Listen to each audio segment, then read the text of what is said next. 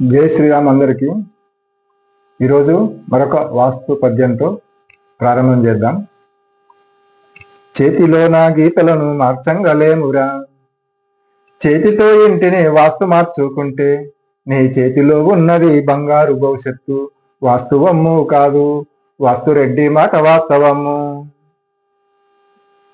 ఈరోజు మరొక వాస్తు దోషాన్ని ఎలా సవరించుకోవాలో, దానివల్ల ఎలాంటి చెడు ఫలితాలు కలుగుతాయో తెలుసుకుందాము. దక్షిణము రోడ్డు గల ఇల్లు ఇది. దీనికి దక్షిణ నైరుతిలో సింహద్వారం పెట్టడం జరిగింది. చాలా అరుదుగా ఒక 100కి 10% ఇలాంటి వాస్తు దోషం గల ఇల్లుని నేను చూడడం జరిగింది.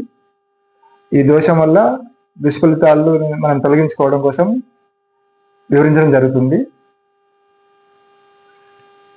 ఇంకా మిగతా రూములన్నీ అయితే ఇక్కడ స్క్వేర్గానే ఉంది, 4 వైపులా స్క్వేర్గానే ఉంది. ఇల్లు మాత్రము సింహద్వారమే దక్షిణ నైరుతిలో ఉంది. ఇది పెద్ద దోషము, మొదటి దోషము.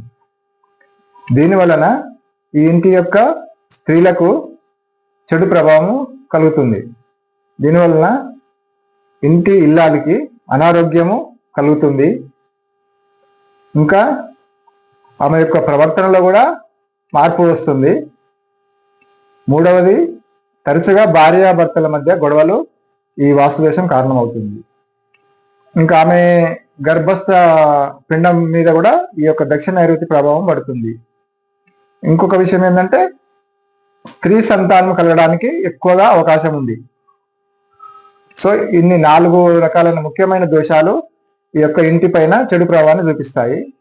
దీన్ని సవరించుకోవడం ఎలాగో చూద్దాం. ఈ సింహద్వారాన్ని తీసివేసి ఇక్కడ ఫస్ట్ గోడ పెట్టి మూసివేయాలి.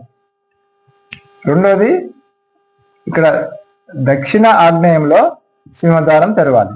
దీని వలన శుభ ఫలితాలు కలుగుతాయి. ఇక్కడ మూసివేశాం కాబట్టి ఈ దుష్ప్రభావాలు ఏవైతే ఉన్నాయో అవన్నీ ఆగిపోతాయి. సో ఇలాంటి వాస్తు దోషాలు ఉన్నాయి, వాటిని మీరు గమనించి సవరించుకొని శుభ ఫలితాలు పొందాలని ఆశిస్తూ జై శ్రీరామ్.